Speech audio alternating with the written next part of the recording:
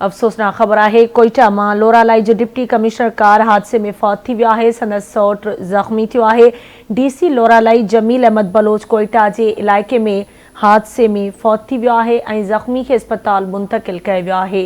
अफ़सोसनाक ख़बर आहे कोयटा मां असां शेयर कयूं पिया। लोरालाई जो डिप्टी कमिश्नर कार हादसे में फौत थी वियो आहे। संदसि सौट ज़ख़्मी थियो आहे। ज़ख़्मी खे अस्पताल मुंतक़िल कयो वियो आहे।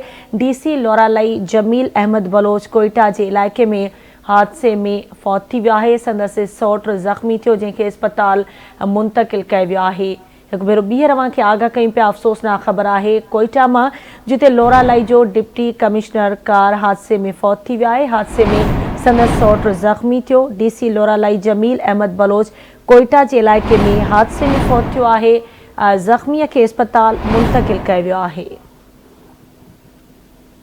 एक भेरो ॿीहर अव्हांखे आगाह कयूं पिया। कोयटा मां ख़बर आहे लोरालाई जो डिप्टी कमिश्नर कार हादसे में फौत थी वियो आहे।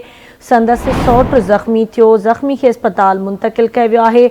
डीसी लोरालाई जमील अहमद बलोच कोयटा जे इलाइक़े में हादसे में फौत थी वियो आहे।